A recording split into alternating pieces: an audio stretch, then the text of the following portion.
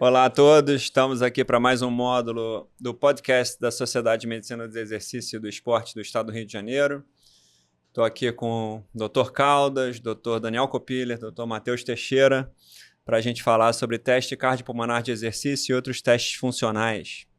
Então eu queria abrir com a primeira pergunta: quais são os critérios clínicos de eletro, eco, do prolapso de válvula mitral com risco de morte súbita? Bem, posso começar falando? Bem, a princípio a gente tem que encarar o prolapso de válvula mitral como uma coisa, entre aspas, normal, né? A gente tem uma prevalência de 2 a 4% na população, que vai depender dos critérios que se utilize para avaliar fechar o diagnóstico, né? Mas se o paciente é sintomático, né? Principalmente quais seriam os sintomas? Lembrar que ela é mais comum no sexo feminino. Então, se o paciente tem queixa de palpitação, né? Ou a gente identifica arritmia, mais ou menos perigosa essa arritmia, vamos dizer. E ela é muito comum, assim, às vezes dá o diagnóstico de síndrome do pânico, né? Tem alteração de ansiedade, palpitação, dor precordial psicogênica, que pode dar também, atribuída a vários fatores. Esse paciente eu vou ter que investigar melhor, né? O eletro já pode identificar alguns critérios de gravidade, né? Principalmente se eu identifico arritmias de localização de parede, de músculo papilar posterior, principalmente, e se ele tem a clássica alteração de polarização de parede inferior, com ondas T negativas em parede inferior, são relatados como os critérios eletrocardiográficos de mau prognóstico, vamos dizer, ou seja, aumentar a chance de ter um evento adverso durante a prática do exercício. Aí é claro que vai ter que entrar em algum momento o eco, né? O eco ele já fornece bastante informações que podem alertar também para aquele prolapso poder evoluir de maneira adversa, né? Principalmente se ele tem prolapso de 2 folhetos, né? Se ele tem disfunção do anel mitral, principalmente em parede posterior, né? Tudo isso são critérios adversos em relação na obtenção do ecocardiograma. Essas alterações eu vou identificar melhor ainda na ressonância. A avaliação do aparelho mitral é melhor, feito na ressonância. E o teste de esforço, ele também ajuda a separar aqueles... eu esqueci de falar da degeneração mixomatosa, dos folhetos e da própria válvula, né? Assim como você tem o nível de regurgitação e a fração de ejeção e a sobrecarga de átrio. Critérios de maior gravidade para insuficiência mitral, vamos dizer. Então, eles são identificados tanto no eco quanto também na ressonância. O teste de força ele ajudaria para observar se desencadeia arritmias, principalmente supraventriculares ou até mesmo ventriculares, né? Se apresenta sopro durante o esforço para agravar a regurgitação mitral, né? E podendo essa regurgitação, se for importante, pode fazer uma queda da pressão arterial sistólica durante o esforço, platô ou queda, que também pode ser analisado até melhor no teste de esforço cardiopulmonar. Então, basicamente, esses seriam os critérios de mau prognóstico para aquele paciente, né, em que eu teria que ou já intervir com remédio ou, dependendo da gravidade, intervir cirurgicamente com a plastia ou troca valvar. Doutor Caldas, então... Desculpa, eu posso só, se permite fazer um comentário? Claro. Complementando o que o Caldas falou, porque realmente as etapas, a gente tem que lembrar, como o Caldas falou, que cerca de 2 a 4% da população tem a prolapso da válvula mitral, mas que a história desse prolapso é uma coisa interessante, porque na década de 90 teve o boom do prolapso da válvula mitral. Então, todo mundo fazia cardiograma e quase todo mundo tinha prolapso, dependendo do ângulo que você fizesse. Então, os novos critérios que foram estabelecidos foram muito importantes para que a gente pudesse definir efetivamente quem tem ou não a prolapso da válvula mitral. Outro dado muito importante para a gente é que boa parte das vezes esse diagnóstico é feito por acaso. Você vai no consulta habitual, aí você vai escutar o doente, tem que ser uma pessoa que tenha experiência, porque vai ouvir um clique, às vezes um sopro sistólico em foco mitral, meso. Então, são aspectos importantes. Ou, senão, ele pode até não ter nenhum achado durante o exame clínico e não é cardiograma que ele foi fazer por uma questão eletiva, também pode encontrar. Quando a gente fala em termos de clínica, foi muito bem lembrado pelo Caldas, porque quem tem prolapso da válvula mitral pode ter o que a gente chama de uma hipertonia adrenérgica, que pode dar uns sintomas de dor no peito, palpitação, mal-estar, sensação de desmaio, sensação de morte iminente. E a gente tem que tomar um cuidado muito grande, porque essa palpitação muitas vezes pode ser uma coisa formal, mas às vezes pode indicar gravidade para esse doente. Em termos do eletro, só complementando o que o Caldas falou, a gente lembra que se você tiver pelo menos 2 extracistas, principalmente com padrão de BRD, cuja origem é no ventrículo esquerdo, isso é um dado muito importante. E também que existe no eletrocardiograma uma associação de QT longo com o prolapso da válvula mitral. Devemos lembrar que nós estamos falando de atletas, então eles são bradicardios. Então, se a gente for avaliar o QT, não esqueçam que a gente vai ter que corrigir pela frequência cardíaca, senão complica um pouquinho. Quando a gente fala do ecocardiograma, o Caldas falou muito bem, quais seriam os sinais importantes? Fora o que ele falou, que é um dos dados estatísticos mais importantes em termos de relação com morte súbita, é que você tem essas alterações do prolapso nos 2 folhetos. Mas, em paralelo a isso, outro marcador no ecocardiograma de gravidade é quando você tem uma insuficiência mitral importante ou quando você tem também, em paralelo a isso, uma disfunção ventricular. A gente lembra, da época da residência de cardiologia, que quando a gente faz uma prova funcional e tem insuficiência mitral, você tende a ter uma aptidão melhor, mesmo às vezes já tendo uma disfunção.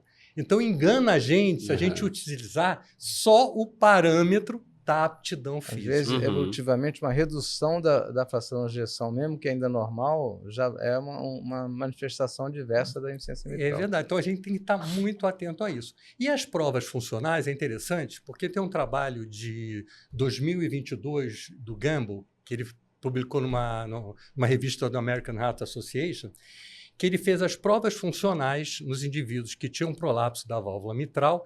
Na verdade, ele estabeleceu 2.500 doentes, mais ou menos, ele fez um trabalho, fez prova funcional, entre outras coisas, para avaliar o que teria uma repercussão maior na morte súbita desse doente. Então, com esse follow-up, ele teve um número X de pacientes com morte súbita, e a partir daí, o que ele viu? Mas na prova funcional, ele viu que quem tinha no eletrobasal 2 extracistas com padrão de BRD, quem fazia durante a prova funcional no esforço 10 extrasístoles ou mais, somente polimórficas, esses seriam os indivíduos que teriam um risco maior também de morte súbita.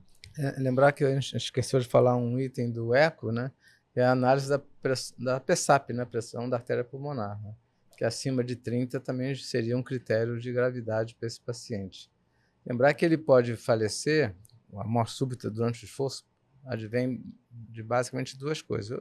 Ou a arritmia, que desencadeia, ou uma insuficiência mitral aguda por ruptura de cordoária, a disfunção do folheto de maneira aguda.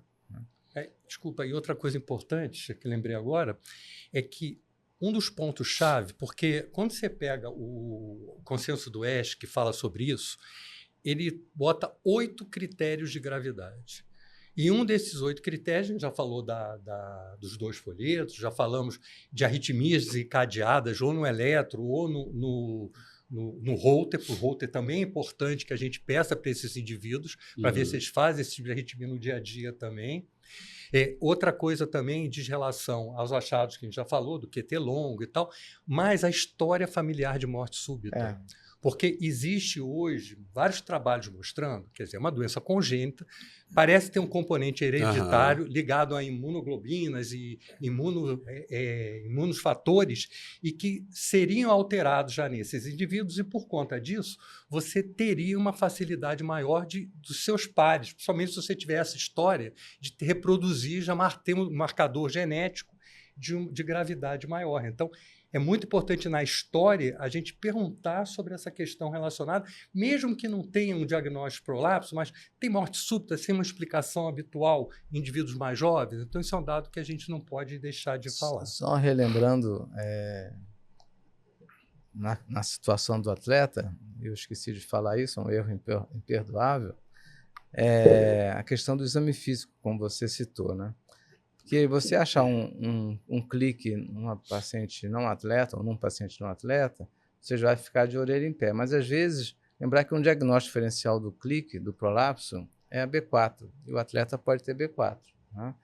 Além, o sopro não diria nem tanto, porque o sopro que o atleta pode ter são sopros em base de hiperfluxo, né? Geralmente é 1, 2 cruzes, chamado sopro inocente, que não aumenta com a valsalva para diferenciar de miocardiopatia hipertrófica, mas o sopro, o AB4, às vezes confunde com clique, então a gente pode fazer uma manobra de fácil execução, que você ausculta a intensidade, lembrar que a B4 é um som mais grave, o clique é um som mais agudo, né? Um vai ser melhor com o diafragma, o outro melhor com o campânula. Ou seja, de qualquer maneira, você ausculta o paciente deitado, tenta gravar, memorizar a intensidade daquele ruído e manda ele sentar. Né? Quando estou deitado, o retorno venoso é facilitado. Quando eu sento, diminui o retorno venoso. Se eu diminuo o retorno venoso, diminui a pressão de ato esquerdo e a intensidade desse clique tende a aumentar. E o oposto acontece com a B4. Então, se aumentou a intensidade, né, seria o clique. Se diminuiu, deitado, falaria a favor de clique. E se aumentar deitado, falaria a favor de B4. Porque aumenta o volume, o retorno venoso, aumenta o volume do átrio e aumenta a força da sístole atrial. E lembrando que esses achados de gravidade, já a gente pensando em termos de atividade física, a gente tem que tomar um cuidado muito grande nesse tipo de clientela, porque eles não vão deixar de fazer atividades, mas eles não vão poder participar de atividades competitivas. Sim. Então, do ponto de vista prático, quem é portador de prolapso mitral, ele tem um risco um pouco maior de morte súbita? Eu acho que vou ter que avaliar a gravidade e as características desse prolapso. Mas dentro do contexto que você falou, professor, o indivíduo que tem prolapso mitral, ele tem todo um contexto sindrômico no sentido de um pouco mais de percepção cardíaca, um pouco mais de preocupação com a saúde, talvez uma hipocondria, talvez uma preocupação a mais. Então, eu queria deixar aqui uma mensagem final de que talvez a maioria dos portadores de prolapso mitral, uma grande maioria, não vão ter esses não fatores. vão ter gravidades. Que pode ser um achado de exame que, na ausência de sintomas, leva-se uma vida normal. Exercícios prescritos e recomendados. Seria uma variação da normalidade. Exato. E lembrando, uma coisa importante é o seguinte, que o grande problema, o grande sintoma relacionado a esse indivíduo é isso, é essa hiperadrenergismo. E a atividade física, o exercício, modula esse sistema autonômico, melhorando esses sintomas desses indivíduos mentais e cardiológicos. Eu acho que itens rápidos de observação. Se faz arritmia, principalmente vindo do VE, e principalmente de músculo papilar, né? Se ele tem degeneração mixomatosa, se ele tem muita redundância, se tem ondas T negativas no eletro, em parede inferior, esse paciente teria que ser seguido de maneira mais a miúde. Sim. Porque a longo prazo, provavelmente ele vai fazer disfunção mitral. Esse tema acho que daria até um módulo inteiro, né? de tão vasto que é, de tantas coisas novas que a gente teve. E aí, agora eu quero mudar um pouquinho, né, a visão, né? E eu queria ver a questão do teste cardiopulmonar no atleta. Né? Como se a gente interpreta das mesmas formas as variáveis. E o protocolo, né? Se a gente usa o protocolo, isso é uma coisa que eu discuto muito com o professor Caldas, o mesmo protocolo, aquele protocolo de rampa, né? Para ele, porque assim, muitas das vezes o fisiologista nos clubes e tudo mais não leva muito em consideração porque não chega, não é parecido com o que a gente faz. Como a gente consegue tornar isso mais próximo para que ele use aqueles dados também, não seja só uma coisa médica, né? A gente consiga usar para zonas de treinamento e etc. Eu acho que, primeiro, para o atleta, eu vou ter que ver a modalidade que ele faz. Isso. Né? Se, para preferência, eu também escolher um ergômetro mais adaptado à modalidade que ele faz, pela especificidade do movimento biomecânico que ele faz no gesto motor dele, e vou avaliá-lo melhor utilizando um ergômetro mais similar à atividade que ele faz, né? Em relação a... Porque eu tenho, quer dizer, lembrar que o teste de esforço no atleta, o primeiro objetivo para mim é afastar a doença, né? Diagnóstico, né? Segundo objetivo, avaliar a capacidade funcional, né? Que se está adaptada ao esporte que ele faz. Porque eu posso avaliar um fisiculturista, né, que não precisa ter um grande VO2 máximo para desenvolver aquela modalidade de exercício, né? Terceira coisa é identificar parâmetros metabólicos para orientar a intensidade de treino de modalidades aeróbicas, né? Aí muito se discute se o protocolo de rampa, naquele objetivo de término, determinar um teste bem orientado entre 8 a 12 minutos, né, seria curto para discriminar esses transientes metabólicos linear, ventilatório 1 ou 2. Né? Aí se utilizaria um protocolo mais expandido. Né? Eu não vejo muita vantagem nisso. A gente discorda disso. Né?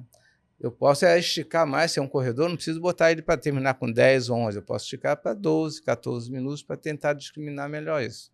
Mas não viria a necessidade de fazer um protocolo de 20 minutos, 22 minutos, que para mim eu acho assim, perda de tempo e vai discriminar muito pouco. Né? Se vai utilizar a dosagem ou não de ácido lático junto, aí também já é outra questão, vamos dizer. Aí sim eu vou ter que fazer protocolos com tempos maiores, né, e interrompendo em cada estágio daquele protocolo para dosar o ácido lático. Né?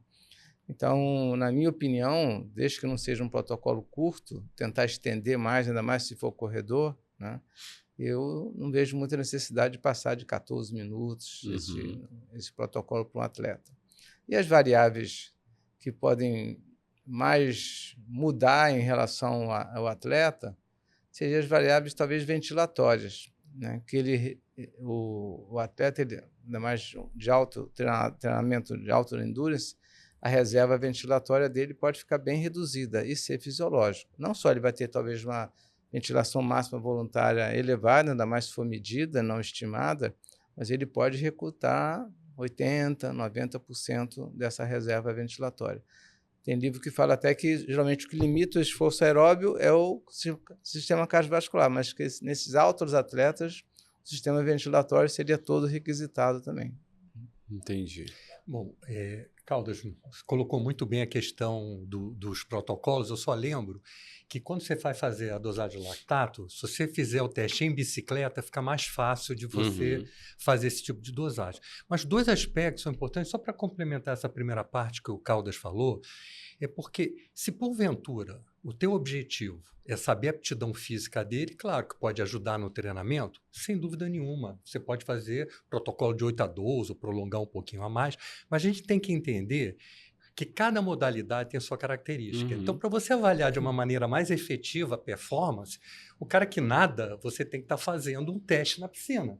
A gente lembra que, por exemplo, quando o alto desempenho na piscina, principalmente de provas de longa duração, você tem frequências cardíacas de pico mais baixo para a mesma intensidade que você estaria fazendo fora da piscina, em torno de 10 a 15 batimentos, ou 10 a 15%. Então, efetivamente, se você for utilizar muitas dessas variáveis, não vão ser adequadas para a piscina, mas você vai poder dizer se ele, porventura, tem uma boa aptidão física e também, em paralelo a isso, como é que estão as condições respiratórias.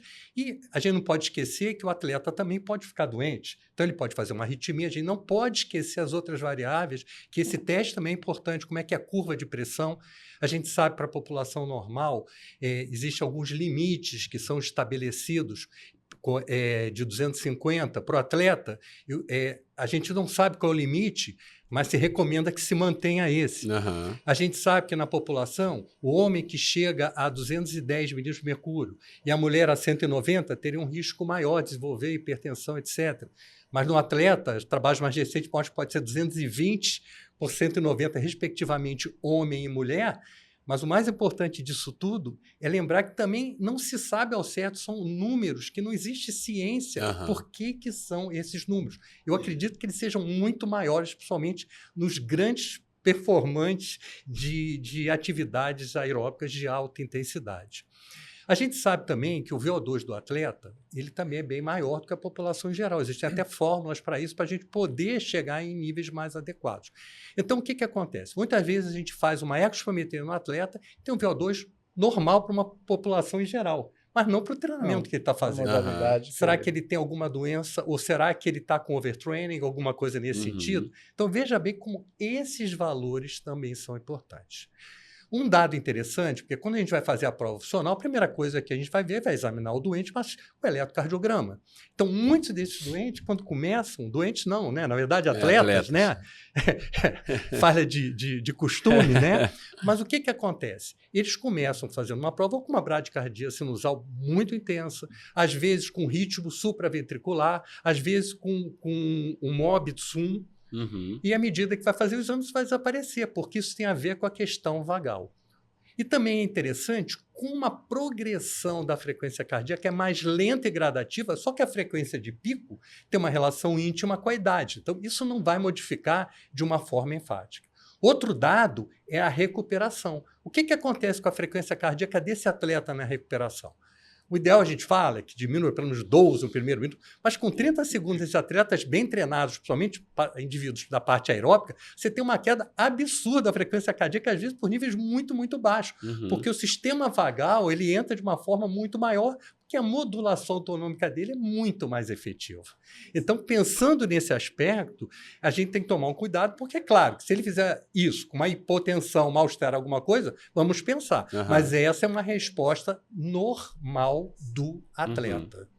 Então, esses são alguns aspectos só para a gente poder Você falou uma coisa colocar. interessante desses valores novos que saíram na última diretriz do ano passado, de pressão arterial como corte de resposta exacerbada, vamos dizer, acima de 210 e 190. Né? E num atleta, ainda mais dependendo do ergômetro, por exemplo, se utilizar o ciclo ergômetro, que a resposta da pressão já é mais exacerbada do que na esteira, você facilmente atinge, às vezes, 220 de pressão. Né? Aí eu acho que um item interessante que eu costumo usar para não dizer que aquele atleta está fazendo resposta hipertensiva é ver milímetros de mercúrio por metro. Porque às vezes você foi 220, 230 de pressão, né? Mas um VO2 lá embaixo vai dar valores normais de 6, 5 milímetros de mercúrio por metro. Verdade. Aí eu não valorizaria essa sistólica. Caldas, olha só, uma coisa interessante. Eu me dei o trabalho porque da onde surgiu para a sociedade americana e europeia, um suspende com 250, outro suspende com 260, mas da onde surgiu isso? Aí eu peguei o consenso que falou. Ele remeteu ao consenso anterior, que remeteu ao consenso anterior, que remeteu a um consenso de 1997. Quando eu fui olhar qual era a referência disso, opinião de experts. Então, não existe, assim, de uma maneira formal, um trabalho científico que mostre, olha, esse é o nível que pode trazer risco para a população em geral se passar, e mesmo os indivíduos atletas, aí sim, será que se eles passarem de até mais generosos, 210 homens, 190 mulheres, isso vai trazer um risco adicional para eles virem a desenvolver hipertensão? Eu acho que você não tem base ainda para poder afirmar. É apenas uma suposição. Ou então mesmo critérios de interrupção de esforço, né? Porque às vezes o atleta ele atinge 240, 250 e está tudo bem e está querendo ir, a gente deixa ele ir, pô. Cara, é um reflexo do volume sistólico. Você imagina esses caras imensos, um remador, por exemplo, de 2 metros, e ele vai fazer essa prova funcional, o cara tem um VO2 absurdo e chegou uma pressão arterial maior do que essa. Provavelmente, se eu tivesse que fazer algum tipo de correlação, isso aí é um volume sistólico que ele consegue desenvolver de uma forma muito mais efetiva. Dando um exemplo que às vezes o Cláudio Gil gosta de citar, né, do livro do Jones, né? Ele para com 300 porque não mede mais do que 300 do aparelho, em atleta. Perfeito, é mesmo. Bom, fazendo uma contribuição final, acho que o teste cardiopulmonar, a gente também tem o eletrocardiograma, né? O eletrocardiograma é apenas mais uma variável, né? Mesmo no atleta. E eu acho que atualmente a gente já consegue fazer até teste cardiopulmonar em campo, né? Então, já fiz teste cardiopulmonar com tecnologia disponível atualmente, com analisador de gases portátil e o eletrocardiograma como fita torácica, né? Então, a gente tem bastante critério, assim, todos os critérios que a gente teria no laboratório, mas em campo. No caso, já subi vista chinesa com um paciente dizendo legal. que passava mal só na vista chinesa, quando foi para o laboratório não passou mal. Aí então a gente tem condições agora de fazer o teste CAT pulmonar, você subindo na vista chinesa. Vamos lá colocar um analisador de gases e o eletrocardiograma e a gente analisa depois o que aconteceu. E realmente a gente viu lá ataque supraventricular que acontecia durante a vista chinesa e que eles tinham os seus sintomas lá. Mas, desculpa, você falou uma coisa tão importante, porque a gente falando que a gente tem que tentar reproduzir, é claro que a gente tem que tentar reproduzir o que ele faz para a gente poder ver, não tenha dúvida. Mas uma coisa que a gente, na época do SFX, eu até conversei com uma pessoa que era ligada à parte de pesquisa, porque também tem as questões ambientais. A gente faz uma prova funcional com temperatura entre 20 e 22, condições de umidade de 50% a 70%, Perfeito. Não tem barulho, você faz numa esteira que não tem... Não tem vento. Exatamente. Aí eu fico imaginando o cara no verão carioca, com uma umidade totalmente diferente, com todas as características. Como é que você vai usar o primeiro limiar? Provavelmente a frequência cardíaca vai ser mais alta em campo do que efetivamente aqui. Então, eu tenho uma certa restrição, e principalmente em atletas de ponta, que às vezes determinados segundos modificam, de não reproduzir efetivamente o que eles fazem. Exato. E chama a atenção também que o atleta muitas vezes tem adaptações no eletrocardiograma que atrapalham um pouco ou confundem o médico na hora de interpretar aquela resposta eletrocardiográfica no esforço. Então, acho que o teste CAT pulmonar pode trazer muitas contribuições, né? Com variáveis ventilatórias associadas à frequência cardíaca, ao eletrocardiograma, e tiram novas interpretações disso a partir de outras variáveis que não apenas o eletrocardiograma. Concordam? Claro. Sem dúvida nenhuma. Lembrar que é uma análise multivariada dessas variáveis todas que o teste cardiopulmonar oferece, além do teste convencional, né, que a gente chama, né? E elas todas têm que ser integradas para otimizar o melhor possível, não só diagnóstico, prognóstico, mas também prescrição. E como o Daniel falou, a gente dá uns parâmetros, vamos dizer, para o treinador, preparador físico, né? Ele vai ter que adaptar. Sem né? dúvida. É igual um remédio, eu dou um remédio, mas eu vou ter que ver como é que ele vai reagir ao longo do tempo e ir adaptando. Né? E concluindo e fazendo uma analogia também com outros exames, né? Se você tem um câncer de pulmão, você gostaria de estagiar o seu câncer de pulmão com tomografia computadorizada, não é verdade? Por que na cardiologia a gente não faz a mesma analogia com o teste ergométrico, sem variáveis ventilatórias, e o teste cardiopulmonar, né?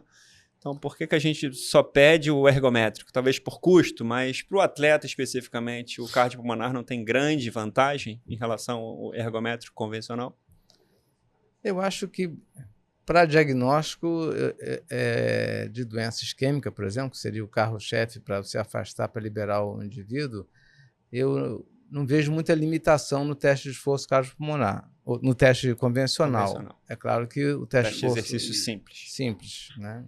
Eu chamo de esforço. A gente tem que lembrar uma coisa... perdão, Caldas, você está falando? Então, uma coisa que a gente não pode esquecer é o seguinte: quando você tem um indivíduo assintomático, com eletro normal, que você vai fazer uma prova, um teste ergométrico, a probabilidade desse teste ser negativo é altíssima. E se porventura ele for positivo, que é em cerca de 2,9%, você não vai poder parar a investigação. Então tem um custo em relação a isso.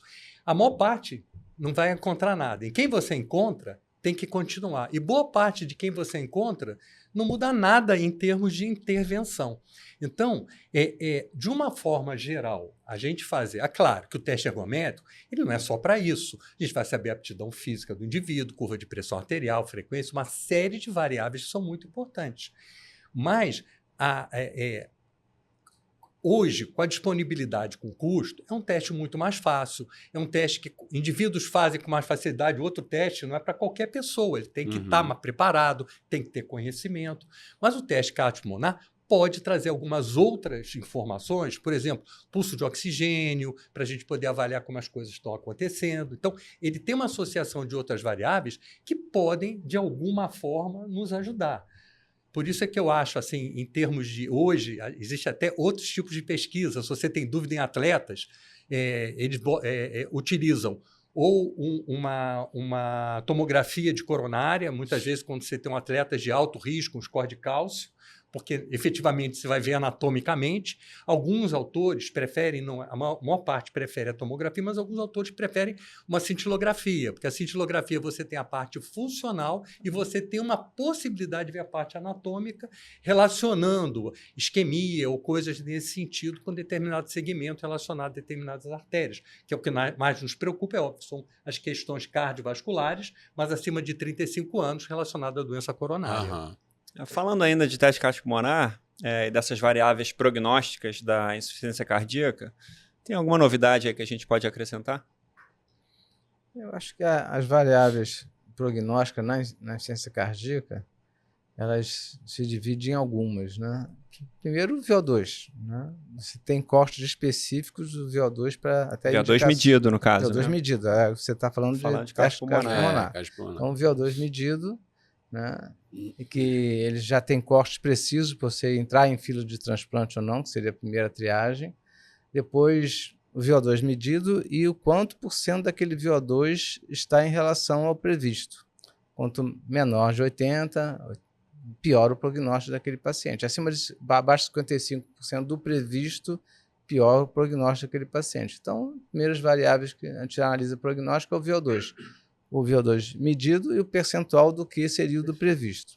Segundo, o limiar anaeróbio, né? O limiar ventilatório 1. Né?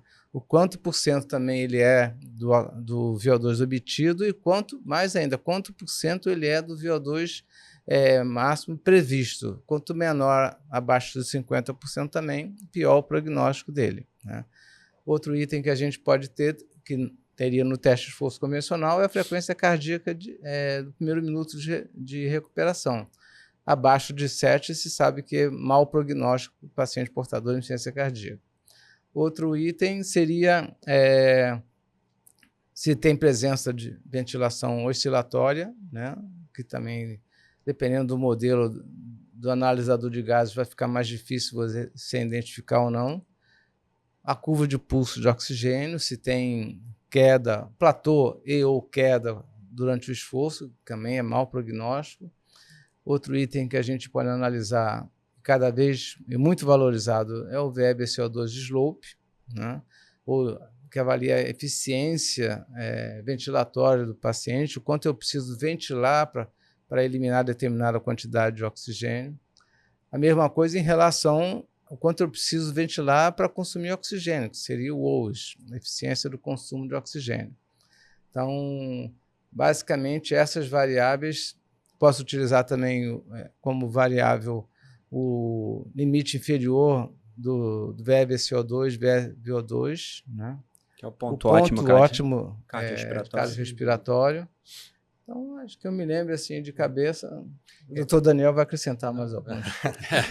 Na verdade, o que acontece? A gente tem que lembrar que existem dois protagonistas que se mantêm protagonistas, que é o VO2 de pico e o VE/VCO2 slope. Esses são os dois protagonistas. A gente sabe que hoje uma das novidades mais recentes diz relação com uso de beta-bloqueador e não uso de beta-bloqueador. Então, quando você usa o beta-bloqueador, são valores abaixo de 12 ml por quilograma minuto, e quando você está em uso de beta-bloqueador, 14 ml por quilograma minuto. O segundo ponto é o que você também falou, que é um dado importante, que é o VO2 do primeiro limiar. Então, o VO2 do primeiro limiar, ele tem um ponto fundamental, por quê? Muitos doentes muito graves com insuficiência cardíaca, eles não conseguem fazer nem o mínimo que eles conseguem fazer. Nada, sair, pegar um pousinho, nada.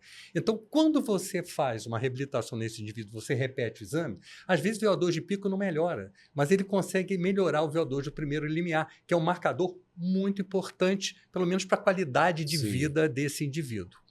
Quando a gente fala dos outros fatores, a frequência cardíaca, isso é um trabalho interessante, porque eu sempre tinha uma certa controvérsia em relação o valor de 12 batimentos para menos, porque quase todos os trabalhos eram sem uso de beta-bloqueador. E atualmente saíram alguns trabalhos, e apesar da literatura, assim, quando faz revisões, bota que abaixo de 6 batimentos, foi feita uma revisão em 2022, fala da Dewey, que é que publicou esse trabalho, e ela mostrou nos grupos com beta e sem beta bloqueador, com insuficiência cardíaca, que valores abaixo de 9 tinha uma acurácia muito grande. Eram os 2 trabalhos que mostravam em que você tinha a maior sensibilidade e especificidade. Então, isso é um dado interessante. E que a gente também não pode deixar de comentar que quando a gente faz uma prova ergospirométrica, e ainda mais desses indivíduos que têm insuficiência cardíaca, muitas vezes você não chega a 1.1. E muitas vezes o teste não é máximo de verdade. Como é que você vai saber? Então, isso atrapalha a nossa interpretação até para a gente poder ver um valor prognóstico. Então, como foi falado sobre o ponto ótimo ele tem uma vantagem, porque mesmo em testes submáximos, você tem uma variável que pode te ajudar em relação a como está a performance, essa capacidade desse indivíduo. Uma coisa assim, muito simples, né? Que você vai ver 1 litro de consumo de oxigênio na ventilação. Então, quer dizer, quanto melhor você tiver, você vai ter uma ventilação mais baixa com esse consumo de 1 litro, mostrando que ele performa bem. Então, esse é um dado importante em relação a isso. Eu acho que você chamou a atenção num item interessante, que nem sempre esse paciente atinge o esforço máximo. Daí também que se você consegue um R de 1 na insuficiência cardíaca, você já praticamente considera como esforço máximo. Assim como também esse paciente, como esse tem essa velocidade circulatória lentificada, você vai achar o VO2 dele na recuperação. Então, às vezes o VO2 acabou o esforço, não vai ser o VO2 máximo dele. O VO2 máximo dele vai aparecer com 20 segundos na recuperação, 30 segundos. E justamente por às vezes eu não conseguir um esforço máximo desse paciente, é que começaram a se aparecer as variáveis em que eu trabalho a nível submáximo, que é o VEB, CO2 de slope e o OUS, que eu faço 2 pontos de corte a nível submáximo, eu não preciso ter um esforço máximo. Que essa é a inclinação da eficiência do VEB-CO2 e do OUS. E é interessante porque a gente tem uma experiência muito grande com ergospirometria em insuficiência cardíaca lá no Instituto de Cardiologia. O que não falta é doente com insuficiência cardíaca e doentes muito graves. Então, a seleção para nós só chega para a gente doente gravíssimo. Então, boa parte das vezes, eu não consigo encontrar o segundo limiar e muitas vezes nem o primeiro nem o segundo, que poderiam ser até interessantes para prescrever exercício. Então, a gente utiliza ou a escala de Borg, ou dependendo da gravidade deles, a gente começa a fazer atividades do cotidiano, reforço muscular, coordenação, para ele poder ultrapassar. E muitos deles, esse caminho, eu sempre falo, trabalho de formiguinha, um dia após o outro, conseguem sair da fila do transplante. Então, isso é um dado muito importante para a gente. Eu acho que para a gente finalizar, infelizmente, né, esse módulo, né, que a gente está chegando ao fim, né, do tempo, eu queria essa visão assim, mais prática em relação ao teste, né, e insuficiência cardíaca na prescrição de exercício. Né? Acho que você já deu um gancho aí, né, no que você estava falando, só para a gente deixar aqui essa mensagem final, assim, do ponto de vista do paciente com insuficiência cardíaca. O paciente com insuficiência cardíaca, num protocolo habitual, ele vai fazer a prova funcional. Se eu conseguir identificar o primeiro e o segundo limiar, ele vai fazer um treinamento dentro do primeiro e segundo limiar no treinamento contínuo. Nós temos alguns pacientes, a gente pegou um caso agora recentemente de um paciente com uso de anabolizante, fez uma insuficiência cardíaca, uma disfunção gravíssima por uso de anabolizante, só que ele foi fazer uma prova funcional, VO2 acima de 30. Então, é o tipo do indivíduo que a gente vai poder fazer um treinamento até intervalado de alta intensidade para ele, apesar da gravidade que ele tem. Então, quando a gente encontra essas duas, o limiar 1 e o limiar 2, fica mais fácil. A gente pega as frequências e vai ajustando. Porque muitas vezes ele usa beta-bloqueador e o beta-bloqueador ele atrapalha um pouco esses intervalos de frequência cardíaca. Então, como é que a gente faz? A gente planeja essa frequência e utiliza a escala de Borg adaptada. E essa escala de Borg ela vai ser um balizador para ele poder aumentar ou não essa atividade. Se ele passar da frequência, está muito fácil para ele, a gente vai deixar seguir. Se porventura eu só consigo o primeiro limiar, eu uso o primeiro limiar como uma referência de frequência e também a escala de Borg.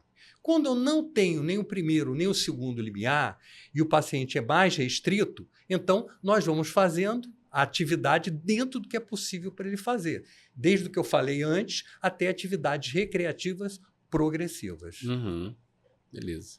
Eu não teria... O que eu poderia acrescentar ao que o Daniel falou, porque ele já falou praticamente tudo, quer dizer, não existe uma regra de bolos congelada na prescrição do portador de insuficiência cardíaca grave, mas eu acrescentaria, primeiro, que tem que observar nesse teste de esforço, até onde ele falou, o motivo de interrupção e se ele teve algum fator limitante, porque às vezes, por exemplo, se ele fez uma resposta isquêmica importante, mesmo antes de atingir o primeiro limiar ou no meio do primeiro para o segundo, o fator limitante meu vai ser a resposta isquêmica que ele fez, alteração eletrocardiográfica ou desencadeou alguma arritmia. E outra coisa, depois de um período básico de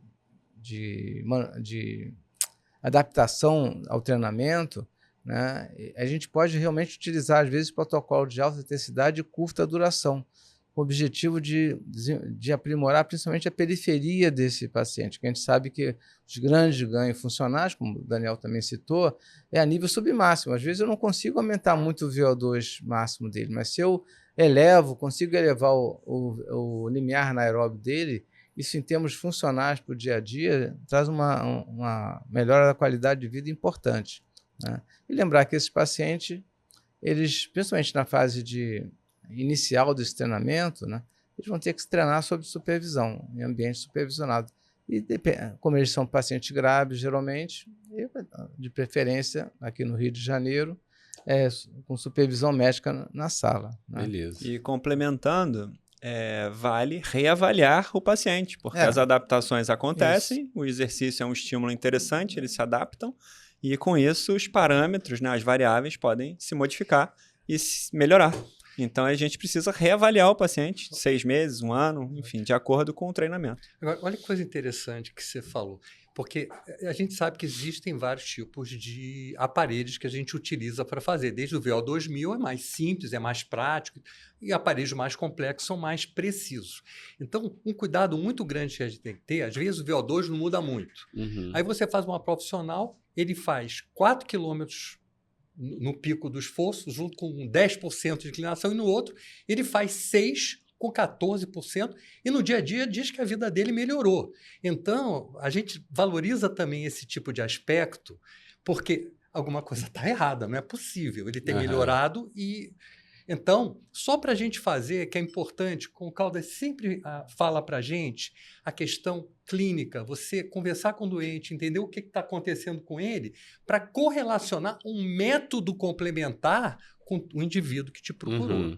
Uma maneira de avaliar de maneira mais a miúde, sem precisar submetê-lo a uma ergospirometria ou um teste de esforço mesmo, é utilizar o teste 6 minutos de caminhada, né? Eu posso fazer todo mês isso, né? E observar, colocar de maneira objetiva o ganho funcional que esse paciente está tendo. Excelente. Quero agradecer a todo mundo, né? João, professor Caldas, professor Daniel, né? Foi um prazer enorme, né? Em nome da Esmerge, a gente fecha esse módulo, tá bom? Prazer.